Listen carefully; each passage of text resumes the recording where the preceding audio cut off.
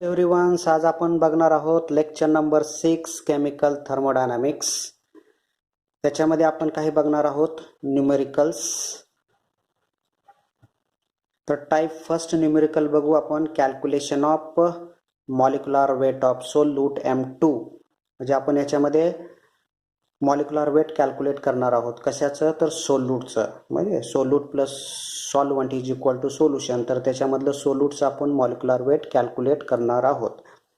तर एक्झाम्पल बघा, example number 1, A solution containing 0.194 gram of urea in 100 gram of waters. म्हणजे बघा या ठिकाणी काय घेतलेलं आहे आपण, 100 ग्राम ऑफ वॉटर घेतलेलं आहे. या ठिकाणी काय आहे, 100 ग्राम ऑफ वॉटर आहे. वॉटर कसं आहे, एक्सेस क्वांटिटीमध्ये आहे. म्हणजे वॉटर काय असणार आहे, सॉल्वंट असणार आहे. सॉल्वंटला आपण डिनोट कशाने करतो, W1 ने करतो, बरोबर. वेट ऑफ सॉल्वंट किती आहे, 100 ग्राम. 100 ग्राम. आणि त्याच्यामध्ये काय केलेलं आहे, ऍड काय केलेलं आहे आपण, 0.194 ग्राम युरिया टाकलेला आहे. युरिया 0.194 हा स्मॉलर क्वांटिटीमध्ये आहे. म्हणजे हा काय आहे, सोल्यूट आहे.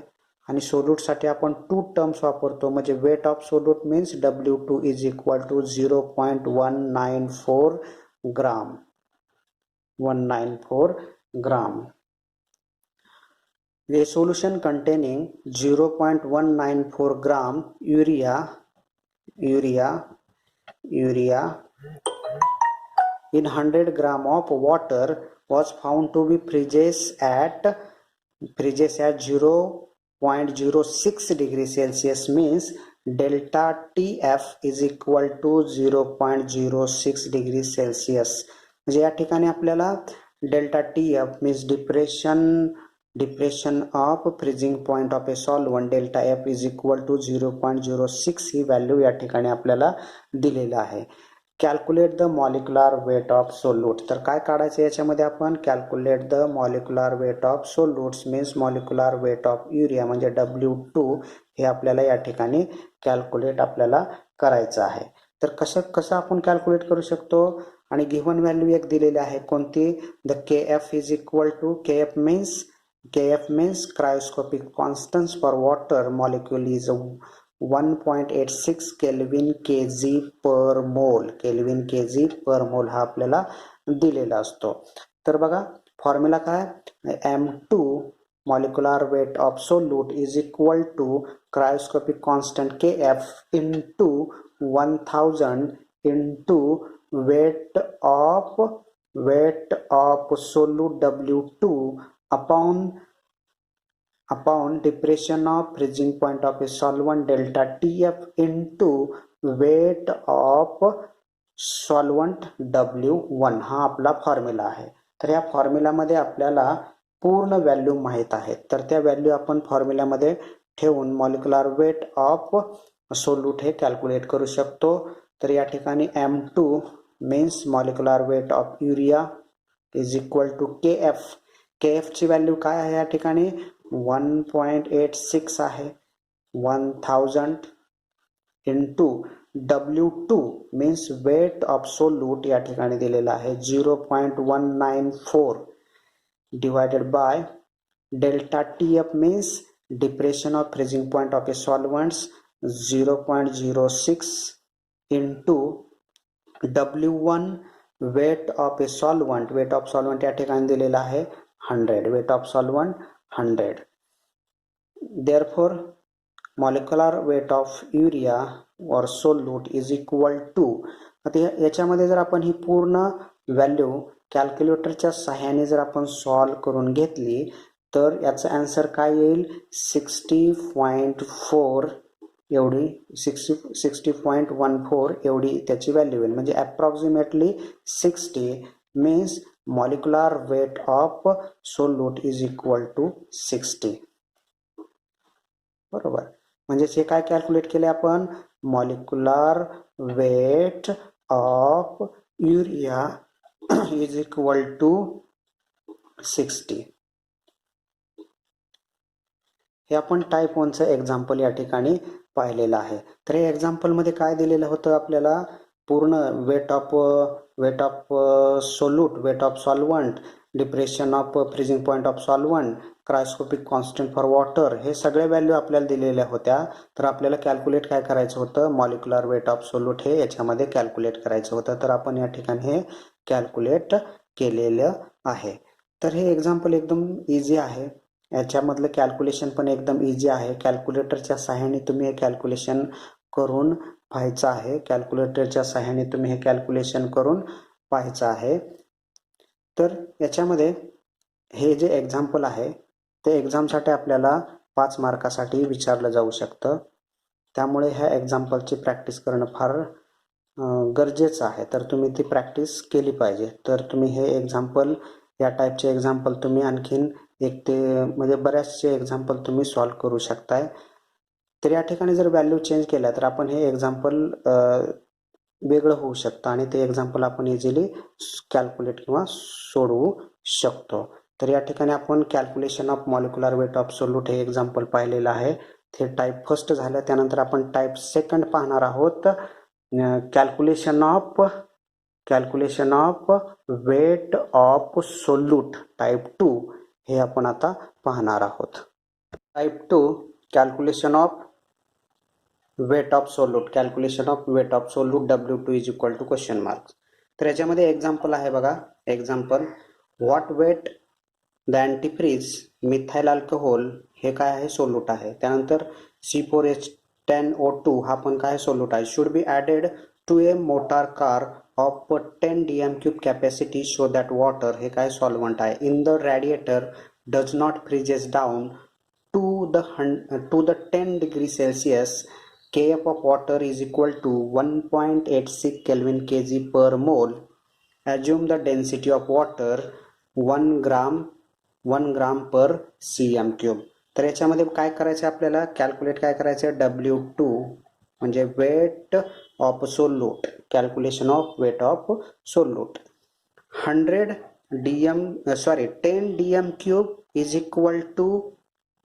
dm³ is equal to 10,000 cm³. 10,000 cm³ is equal to W1 आहे. इज इक्वल टू हे काय आहे, W1 आहे. आता आपल्याला काय करावं लागेल, जो मिथाइल अल्कोहोल आहे, मिथाइल अल्कोहोलचा फॉर्म्युला काय, CH3OH आहे. आता याचं मॉलिक्युलर वेट आपण कसं काढू शकतो, मॉलिक्युलर वेट कसं काढू शकतो, याच्यामध्ये कार्बन किती आहे, 1 कार्बन आहे, बरोबर. 1 कार्बन म्हणजेच किती आलं, 12 आलं. त्यानंतर 1 ऑक्सिजन आहे, त्याचा मास किती असतो, ऑक्सिजनचं 16 असतं. आणि हायड्रोजन किती आहे, 4 हायड्रोजन आहेत म्हणजे ते 4 झालं. तर टोटल किती झाले या ठिकाणी, 32. 6 2 8 8 4 2 1 3 32. The molecular weight of solute म्हणजेच M2 for methyl alcohol is equal to 32, बरोबर. त्यानंतर सेकंड दिलेला आहे या ठिकाणी C4H10O2 हा एक दिलेला आहे. तर यामध्ये कार्बन किती आहेत, कार्बन टोटल 4 कार्बन आहेत म्हणजेच किती झालं, 4 × 12 इज इक्वल टू 48. त्यानंतर ऑक्सिजन किती आहेत या ठिकाणी, 2 ऑक्सिजन आहेत म्हणजे 2 × 16 म्हणजे 32. त्यानंतर या ठिकाणी 10 काय, ते या ठिकाणी 10 हायड्रोजन आहेत म्हणजेच 10 × 1 इज इक्वल टू 10. हे जर पूर्ण जर आपण बघितलं तर काय येणार, 90 येईल, बरोबर. म्हणजे molecular weight of C4H10O2 is equal to 90 आलेला आहे, इज इक्वल टू 90 आलेला आहे. त्यानंतर आणखीन काय दिलेलं आहे आपल्याला, KF of water, molar depression constant of water is equal to 1.86 kelvin kg per mole, ही एक व्हॅल्यू आपल्याला या ठिकाणी दिलेली आहे. त्यानंतर delta TF, depression of freezing point of a solvent, delta TF is equal to 10 degree Celsius. या पूर्ण सगळ्या व्हॅल्यू आपल्याला या ठिकाणी दिलेल्या आहेत. तर आपल्याला मॉलिक्युलर वेट काढण्याचा फॉर्म्युला माहित होता. तर काय मॉलिक्युलर वेटचा formula, molecular weight M2 is equal to KF × 1000 W2 upon W1 into delta T F हा फॉर्म्युला आपल्याला माहित आहे. तर आपल्याला याच्यामध्ये कॅल्क्युलेट काय करायचं आहे, W2 कॅल्क्युलेट करायचा आहे, या ठिकाणचा W2. तर हा फॉर्म्युला जर आपण रिअरेंज केला तर काय येणार, ह्या पूर्ण टर्म्स क्रॉस मल्टिप्लिकेशन येईल, म्हणजेच M2 into W1 into delta T F बरोबर, डिवायडेड बाय KF इंटू 1000. आता पहिल्यांदा आपल्याला मॉलिक्युलर वेट काढायचं आहे. ते मॉलिक्युलर वेट कोणाचं काढायचं आहे, फॉर मिथाइल अल्कोहोलचं काढूया. फॉर मिथाइल अल्कोहोल म्हणजे CH3OH. त्याचं मॉलिक्युलर वेट आपण कॅल्क्युलेट केलेलं आहे, किती आहे, 32 आहे बरोबर. तर बघूया फॉर्म्युला, त्याचं पहिल्यांदा वेट काढूया. The weight of methyl alcohol is equal to तर मॉलिक्युलर वेट किती आहे त्याचं, म्हणजे फॉर्म्युला लिहूया, M2 into W1 into delta TF upon KF into 1000 हा फॉर्म्युला आपण या ठिकाणी लिहिलेला आहे. Is equal to molecular weight या ठिकाणी कॅल्क्युलेट केलेला आहे 32 आहे. त्यानंतर W1 हा 10,000 आहे इंटू डेल्टा TF किती आहे, 10 आहे, डिवायडेड बाय 1.86 हा KF आहे इंटू 1000. जर आपण ही पूर्ण टर्म ही कॅल्क्युलेटरच्या सहाय्याने जर सॉल्व केली तर किती येणार, 1724.43 ग्राम वेट ऑफ मिथेनॉल. हे मिथेनॉलचं वेट आपल्याला या ठिकाणी मिळालेलं आहे. या ठिकाणी आपण मिथेनॉलचं वेट कॅल्क्युलेट केलेलं आहे. त्यानंतर आपण फॉर C4H10O2 चं वेट कॅल्क्युलेट करू. याचं वेट आता या ठिकाणी आपण कॅल्क्युलेट करूया.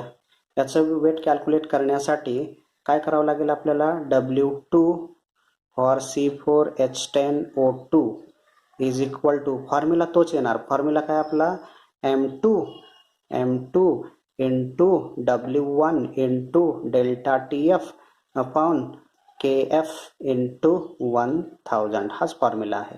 आता या ठिकाणी मॉलिक्युलर वेट ऑफ C4H10O2 90 आहे बरोबर. या ठिकाणी आपण कॅल्क्युलेट केलेला आहे 90 इंटू W1 10,000, W1 किती आहे, 10,000 आहे, इंटू 10 काय, याचे डेल्टा TF किती आहे, 10 आहे, डिवायडेड बाय KF किती आहे, 1.86 आहे बरोबर. KF ची व्हॅल्यू या ठिकाणी दिलेली आहे इंटू 1000.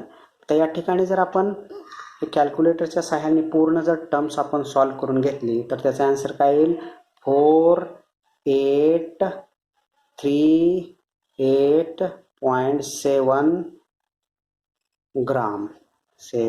ग्राम. हे काय आलेलं आहे, W2 फॉर C4H10O2 साठी आलेला आहे. म्हणजे ह्या एक्झाम्पलमध्ये आपण काय करतोय, याच्यामध्ये सोल्यूट हे दोन आहेत. ते कोणते सोल्यूट आहेत, एक मिथाइल अल्कोहोल एक सोल्यूट आहे आणि दुसरा C4H10O2 हा एक सोल्यूट आहे.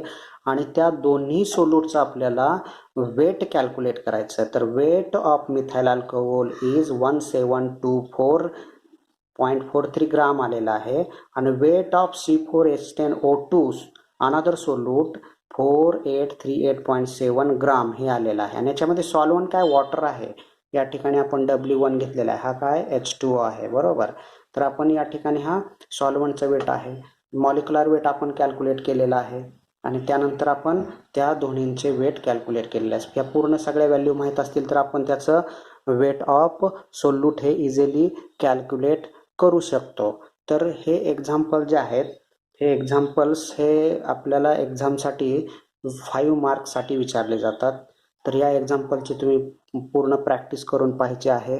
हे एक्झाम्पल तुम्ही प्रॅक्टिस केल्यानंतर, कॅल्क्युलेशनची वगैरे प्रॅक्टिस केल्यानंतर हे तुम्हाला इझिली येईल. आणि याच्यामध्ये काय फक्त व्हॅल्यू वगैरे चेंज करून दिल्या जातील किंवा एखादा फॉर्म्युला वगैरे चेंज करून दिला जाईल. आणि अशा टाईपचं एक्झाम्पल टाईप सेकंड 2 अशा टाईपचं एक्झाम्पल हे एक्झामसाठी आपल्याला विचारलं जाऊ शकतं. तर आपण 2 टाईपचे एक्झाम्पल बघितलेले आहेत. आता टाईप 3चं एक्झाम्पल आपण पाहणार आहोत. Third example calculation of determination of freezing point depression constant delta T F is equal to question mark.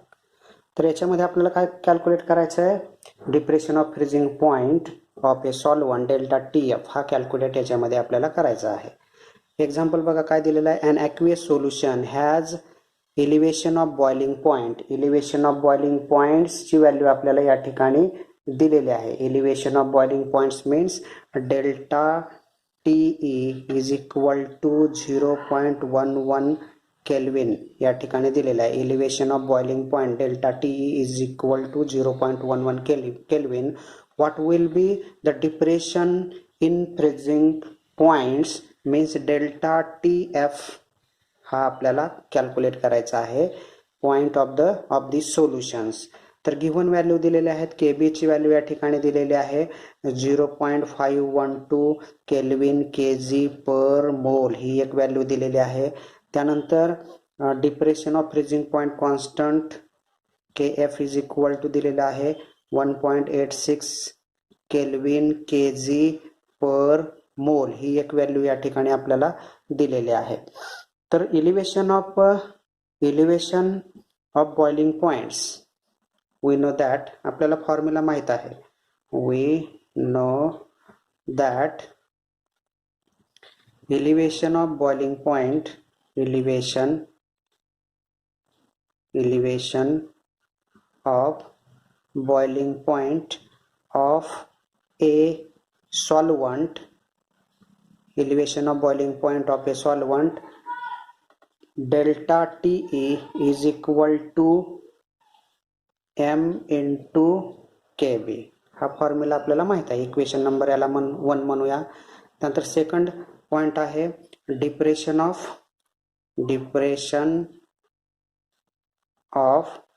Freezing point of a solvent delta TF is equal to KF into M. Equation number 2. तर हे दोन्ही equation आपल्याला माहित आहेत. तर from equation 1 and 2 किंवा आपण म्हणू शकतो 2 divided by 1 equation 2 divide by 1 therefore delta TF upon delta TE is equal to KF into M upon KB into M. M get काय होईल, कॅन्सल होईल. तर आपल्याला कॅल्क्युलेट काय करायचं आहे, depression of freezing point of a solvent delta TF is equal to KF upon KB into delta TE. हे आपण इकडे ट्रान्सफर केलं. इक्वल टू साइनच्या राईट हँड साईडला पाठवल्यानंतर काय होईल, हे डिवाइड आहे. इकडे आल्यानंतर काय होईल, हे मल्टिप्लाय होईल. तर आता या ठिकाणी आपल्याला पूर्ण व्हॅल्यू माहित आहे. KF ची व्हॅल्यू माहित आहे. KF ची व्हॅल्यू 1.86 केल्विन KG पर मोल. KB ची व्हॅल्यू आपल्याला माहित आहे 0.512 केल्विन KG पर मोल आणि डेल्टा TE ची व्हॅल्यू या ठिकाणी आपल्याला दिलेली आहे. तर ते आपण व्हॅल्यू या ठिकाणी ठेवूया. Delta TF is equal to KF ची व्हॅल्यू काय आहे या ठिकाणी, KF ची व्हॅल्यू या ठिकाणी आहे 1.86 अपॉन KB ची व्हॅल्यू काय आहे या ठिकाणी 0.512 इंटू डेल्टा TE ची व्हॅल्यू काय आहे या ठिकाणी 0.11 kelvin. Delta TF is equal to हा जर पूर्ण फॅक्टर हा पूर्ण टर्म ही कॅल्क्युलेटरच्या सहाय्याने जर आपण सॉल्व केली तर त्याचा आन्सर काय येईल 0.03996 केल्विन. हे काय आलेलं आहे आपलं calculation of depression of freezing point. Calculation of depression of depression of freezing point, delta TF is equal to 0.03996 kelvin हे आपण या ठिकाणी कॅल्क्युलेट केलेलं आहे. तर आपण 3 टाईपचे एक्झाम्पल बघितलेले आहे. त्याच्यामध्ये 3 प्रकारचे एक्झाम्पल आपण सॉल्व्ह केलेले आहेत. पहिलं म्हणजे कॅल्क्युलेशन. नंबर 1 काय केलं आपण? Calculation of molecular weight of solute. Number 2 calculation of weight of solute W2 and third calculation of depression of freezing point. हे 3 प्रकारचे एक्झाम्पल आपण या लेक्चरमध्ये पाहिलेले आहेत. तर नेक्स्ट पॉइंट आपण पाहणार आहोत. Experimental determination of depression of freezing point of a solvent. Experimental determination of freezing point depressions. The Beckman freezing point apparatus containing covered vessels, freezing tubes, inner stirrer, outer stirrers, Beckman thermometers. तर Beckman freezing point apparatus मध्ये काय parts आहेत? तर त्याच्यामध्ये आपण freezing points, covered vessels, outer stirrer, inner stirrer, outer stirrer, Beckman thermometers हे आपण use करत असतो. The apparatus used in the determination of depression of freezing points. तर त्या ॲपॅरेटसचा यूज आपल्याला फ्रीजिंग पॉइंट डिटर्मिनेशन करण्यासाठी होत असतो. A known weight of solvent W1 placed in a freezing tube. म्हणजे नॉन वेट ऑफ सॉल्वंट्स आपण फ्रीजिंग ट्यूब मध्ये घेतलेलं आहे. Which is fitted with stirrer, inner stirrer and Beckman thermometer. आणि त्याच्यामध्ये बेकमन थर्मोमीटर आणि इनर स्टरर आपण फिट केलेला आहे. The stirrer is the freezing tube placed in covered vessels. आणि फ्रीजिंग ट्यूब आपण कवर्ड वेसल्स मध्ये ठेवलेले आहे. The covered vessels containing freezing mixture. Covered vessels मध्ये काय आहे? फ्रीजिंग मिक्सचर आहे. In the outer vessels containing outer vessels the freezing mixture is stirred. The temperature of solvent freezing tube is allowed to decreases at 0.5 degrees Celsius. ज्यावेळेस आपण स्टररच्या सहाय्याने freezing mixture स्टर केल्यानंतर सॉल्वंटचं temperature हे 0.5 डिग्री सेल्सिअसच्या खाली जाईल. म्हणजेच ते त्या ठिकाणी आपल्याला सुपर कूल्ड लिक्विड मिळेल. आणि ते सुपर कूल्ड लिक्विड काय होईल? क्रिस्टलायझेशन होईल. आणि ते क्रिस्टलायझेशन झालेलं त्याचा आपण फ्रीजिंग पॉइंट ऑफ प्युअर सॉल्वंटचा T0 हे आपण कॅल्क्युलेट बाय युजिंग किंवा read by using Beckman thermometers. The solvent is supercooled. The supercooled liquid is stirred, causing crystallization to being temperature rising to freezing point. The pure solvent for temperature T0. Then the freezing tube is removed. त्यानंतर आपण freezing tube ही काढून घेतलेली आहे. The solid solvent is melted. त्यानंतर याच्यातलं solid solvent हे melt होईल. Then next step काय? The known weight of solute is added in freezing tube. त्यानंतर आपण नॉन वेट ऑफ सोल्यूट ह्या फ्रीजिंग ट्यूबमध्ये ॲड करणार आहोत. म्हणजे पहिलं त्यामध्ये सॉल्वंट असणार आहे. त्यानंतर सोल्यूट ॲड केल्यानंतर त्या ठिकाणी सोल्युशन तयार होईल. त्या ठिकाणी काय होईल? सोल्युशन तयार होईल. म्हणजेच आपण जे सोल्यूट ॲड करणार आहे तो कुठून ॲड करणार आहे? From the side of tube. The known weight of solute W2 is added to from the side of the tube. The freezing point of solution T is determined exactly same method as used for pure solvents. आणि त्या ज्या पद्धतीनं आपण सॉल्व्हंटसाठी procedure follow केली त्या पद्धतीनं सोल्युशनसाठी पण ती प्रोसिजर फॉलो करणार आणि आपण सोल्युशनचा टेम्परेचर हा डिटरमाइन करणार. म्हणजेच काय असणार, depression of freezing point delta T F is equal to temperature of solution minus temperature of pure solvents. Delta TF depression of freezing point, T means temperature of solution, and T0 is equal to temperature of pure solvents. Temperature of pure solvents. तर ही पूर्ण procedure तुम्हाला समजली असेल. तर पहिल्यांदा आपण सॉल्व्हंटचं temperature measure करतो, त्यानंतर आपण सोल्युशनचं टेम्परेचर मेजर करत असतो. सॉल्व्हंटचं टेम्परेचर T0 आहे आणि सोल्युशनचं टेम्परेचर T आहे आणि दोन्हीमधला फरक म्हणजेच काय आहे, depression of freezing points of a solvents. आता या प्रोसिजरमध्ये आपण बेकमन थर्मोमीटरचा यूज करतो. The determination of molecular weight by the freezing point depressions. The actual freezing of pure solvents and solutions are not required. All that is the required in the difference in the freezing points. म्हणजे actual आपल्याला त्यांच्यामधला difference हा simple थर्मोमीटरनं calculate करता येत नाही. त्याच्यासाठी त्यांच्यामधला actual difference calculate करण्यासाठी आपल्याला बेकमन थर्मोमीटर हा वापरावा लागतो. On the solvents and solution, these are generally determined by using Beckman thermometer. A Beckman thermometer consists of large bulb at the bottom containing mercury connected to a fine capillary to the reservoir at the top.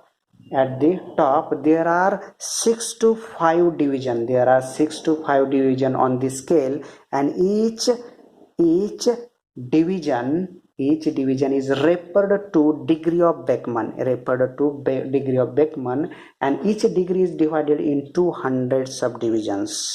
बरोबर. Beckman thermometers याच्यामध्ये एक bottom साईडला एक large bulb आहे, त्याच्यामध्ये mercury आहे, मर्क्युरीला आपण capillary connect केलेला आहे, ॲट दी टॉपला रिझर्वायर आहे. बरोबर. आणि प्रत्येक याच्यामधला जो रिझर्वायर याच्यामध्ये 6 to 5 डिव्हिजन्स आहेत. 6 to 5 डिव्हिजन प्रत्येक स्केलवर आहेत आणि प्रत्येक डिव्हिजन ही आपण डिग्री ऑफ बेकमन म्हणून कन्सिडर करत असतो.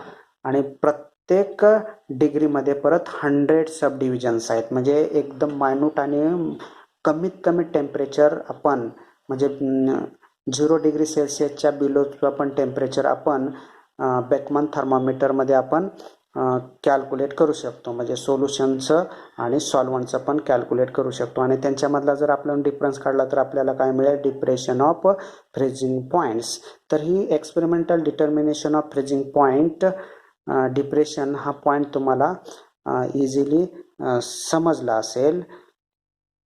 त्यानंतर आपण हे लेक्चर नंबर 6 केमिकल थर्मोडायनामिक या ठिकाणी स्टॉप करत आहोत. थँक्यू.